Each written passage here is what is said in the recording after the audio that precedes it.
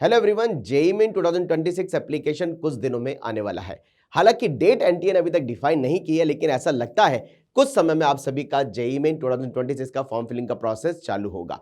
अभी तक मिली इंफॉर्मेशन के अकॉर्डिंग जो बहुत बड़ी कंट्रोवर्सी और बहुत बड़ा कंफ्यूजन स्टूडेंट के दिमाग में था कि जेईई मेन में जो आधार कार्ड अपडेट करने के लिए एनटीए ने इंफॉर्मेशन रिलीज की थी, क्या आधार कार्ड को जेईई मेन के फॉर्म से सिंक किया जाएगा, क्या आधार कार्ड पे जो एड्रेस खासकर बड़ा एक चैलेंज बना था और बड़ी संख्या में बच्चों में कंफ्यूजन था, उसका किसी हद तक एनटीए की तरफ से क्लैरिफिकेशन ऑनलाइन यानी उसकी वेबसाइट पे तो ऑथेंटिकली ऑफिशियली नहीं आया, लेकिन लगी हुई न्यूज चैनल के इंफॉर्मेशन के अकॉर्डिंग अभी तक दिखाई दे रहा है कि आधार कार्ड के एड्रेस को जेईई मेन के फॉर्म से लिंक नहीं किया गया है। यानी स्टूडेंट्स को अपने फॉर्म के अंदर अपने एग्जामिनेशन शहर खुद चुनने का मौका मिलेगा, यानी बच्चों को एग्जामिनेशन सेंटर कहां चूज करना है वो स्टूडेंट को ऑप्शन मिलेगा। अब हम बात करने वाले हैं आज एक बहुत ही इंपॉर्टेंट और सेंसिटिव मुद्दे में कि भाई किस कारण से जेईई मेन का फॉर्म रिजेक्ट होने की प्रोबेबिलिटी बन सकती है। क्या आधार कार्ड के कारण रिजेक्ट होता है फॉर्म, क्या फोटो सही नहीं है उस कारण से फॉर्म रिजेक्ट होता है, या कोई और भी ऐसे रीजन हो सकते हैं कि जेईई मेन के फॉर्म भरने से पहले हमें ध्यान रखने हैं कहीं ऐसा ना हो ये गलती हम कर जाए और हमारा फॉर्म रिजेक्ट हो जाए।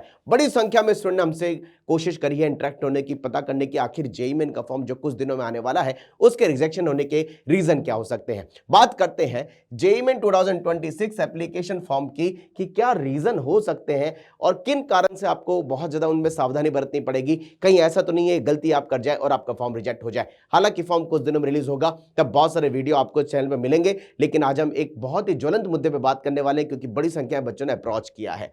रिजेक्शन होने की जो प्रोबेबिलिटी जेईई मेन के फॉर्म में बन सकती है या बनती है, जरा बात करते हैं। फोटोग्राफ और सिग्नेचर के कारण जेईई मेन का फॉर्म रिजेक्ट हो सकता है क्या, ये बड़ा क्वेश्चन है, क्योंकि आप सबको पता है कि जेईई मेन का जब आप फॉर्म भरेंगे आपके 3 स्टेप में फॉर्म रहने वाला है। पहले स्टेप में आपको पूरी इंफॉर्मेशन भर के अपनी देनी होगी, आपका डेटा देना होगा, नाम, फादर नेम, मदर नेम, आपकी क्वालिफिकेशन, आपकी कैटेगरी कौन सी है, आपके प्रेजेंट और परमानेंट एड्रेस देने पड़ेंगे, आप किस शहर में एग्जामिनेशन सेंटर लेना चाहते हैं, किस स्टेट के अंदर आप एग्जामिनेशन सेंटर देना चाहते हैं, 10-12 की क्वालिफिकेशन डिटेल आपको भरनी होगी। ये आपका स्टेप 1 में रहने वाला है।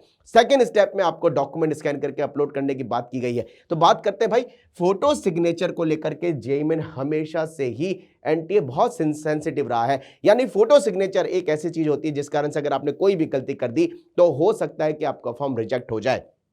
फोटोग्राफ को लेकर के, फोटोग्राफ में फोटो जो है ये 80% फेज के साथ होना ही चाहिए। पिछले कई सालों में हमने जेईई मेन के फॉर्म का ट्रेंड देखा है कि फॉर्म में जो फोटो बोला जाता है बच्चों, फोटो के अंदर जो आपका फेस है ये फेस आपका 80% फेस का होना चाहिए। कई क्वेश्चन आते हैं कि सर फोटोग्राफ के अंदर फेस में अगर थोड़े बहुत बदलाव हमारे हो गए हो या हमने फोटो फॉर्म में लगा दिया हो, एग्जामिनेशन सिटी में जब हम जा रहे हैं वहां पर हमारा फोटोग्राफ थोड़ा सा चेंज हो तो क्या वो चल जाएगा। देखिए फोटो को लेकर के एनटीए बहुत स्ट्रिक्ट है। फोटोग्राफ के लिए कई बच्चे पूछते हैं कि सर जो स्पेक्ट्स होते हैं क्या स्पेक्ट्स के साथ हम फोटोग्राफ खिंचवा सकते हैं? बिल्कुल खिंचवा सकते हैं। आप जो नॉर्मल आई का जो स्पेक्ट आप यूज करते हो उससे आपका फोटोग्राफ वैलिड होता है, उसमें कोई प्रॉब्लम नहीं है। गूगल से अलाउ नहीं होते हैं और साथ साथ अगर कोई बच्चा मास्क से फोटोग्राफ ले रहा है तो वो अलाउ नहीं है।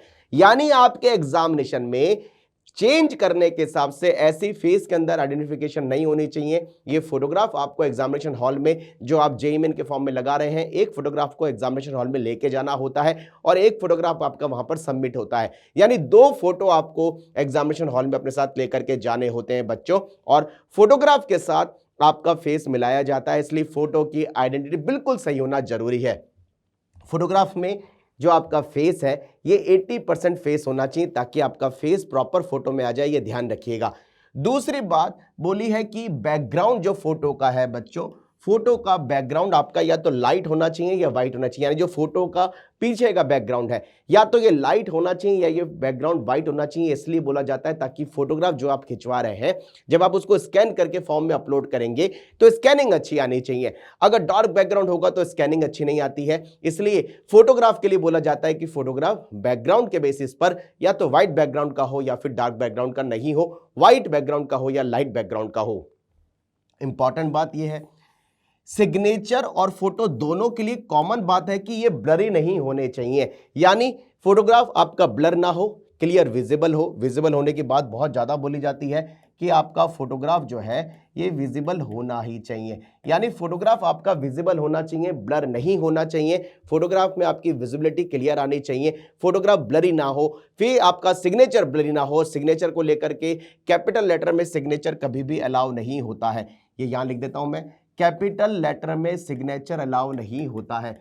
सिग्नेचर जो आपका होना चाहिए ये रनिंग हैंड में होना चाहिए बच्चों, यानी जो आम तौर पर आप सिग्नेचर करते हैं वही सिग्नेचर वैलिड होता है। कैपिटल लेटर में लिखा हुआ नाम वैलिड नहीं होता है, कैपिटल लेटर में लिखा हुआ नाम वैलिड नहीं होता है। आपका सिग्नेचर जो होता है ये रनिंग हैंड में होना चाहिए और सिग्नेचर फोटो ब्लर नहीं होने चाहिए, क्लियर विजिबल होने चाहिए। सबसे इंपॉर्टेंट बात यह है।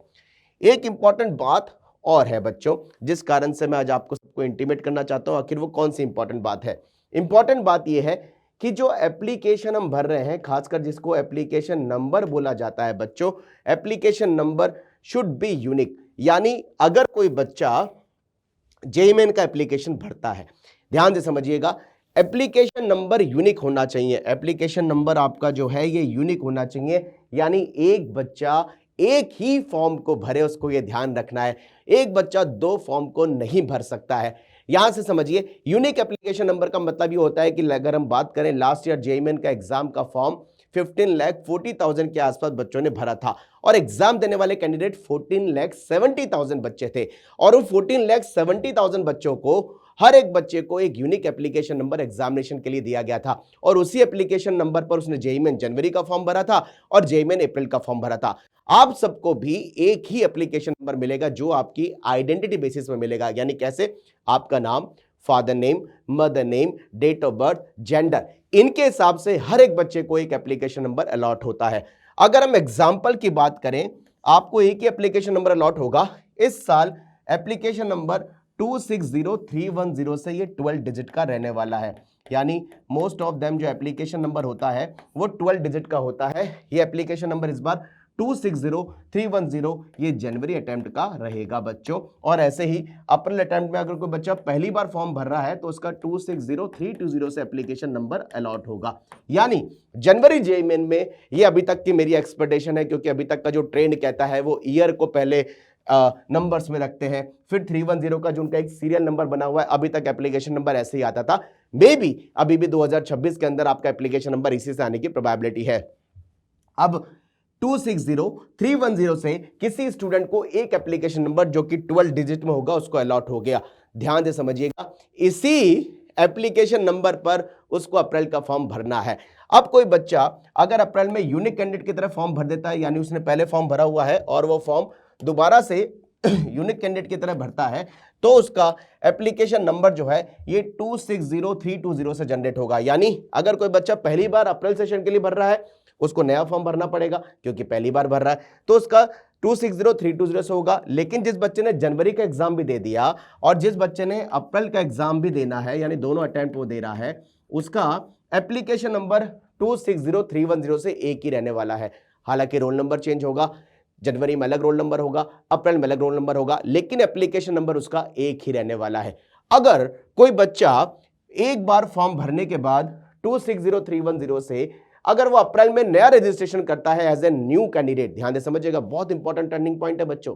पिछले साल इस कारण से बहुत सारे बच्चों का रिजल्ट रोक लिया था, बहुत सारे बच्चों का रिजल्ट ही पब्लिश नहीं किया था और उनको अनफेयर कर दिया था। ये ध्यान से समझिएगा, उनको क्या कर दिया था बच्चों, उन बच्चों को एग्जामिनेशन से रिजल्ट पब्लिश नहीं किया, उनको अनफेयर में डाल दिया था। यही ट्विस्ट है। करना क्या है, अगर कोई बच्चा जेईई मेन जनवरी के लिए अप्लाई कर रहा है और उसका एप्लीकेशन नंबर 260310 ये मान के चल रहे हैं कि ये आएगा, से उसको एक यूनिक एप्लीकेशन नंबर मिल गया। अब उसी एप्लीकेशन नंबर से उसको अप्रैल का रजिस्ट्रेशन करना है, उसको यूनिक कैंडिडेट की तरह नया एप्लीकेशन नंबर नहीं बन रहा है। अदरवाइज अगर कोई बच्चा एक से ज्यादा एप्लीकेशन नंबर से जनवरी और अप्रैल में फॉर्म भरता है तो उसका रिजल्ट ही पब्लिश नहीं होगा। यह पिछले साल हो चुका है। यही कुछ ऐसे टेक्निकल रीजंस हैं माफ कीजिएगा, या तो फोटो सिग्नेचर ब्लर हो, 80% फेस वाला फोटो ना हो, बैकग्राउंड प्रॉपरली व्हाइट और आपका लाइट बैकग्राउंड होना चाहिए, या एप्लीकेशन नंबर अगर कोई बच्चा दो एप्लीकेशन नंबर भर रहा है, जेईई मेन जनवरी का अलग भर रहा है, अप्रैल का अलग भर रहा है, तो ही फॉर्म रिजेक्ट होने की प्रोबेबिलिटी है। इसके अलावा क्या आप जानते हैं आधार कार्ड के कारण, आपकी भरी हुई कोई भी डिटेल के कारण कभी भी जेईई मेन का फॉर्म रिजेक्ट नहीं होता है।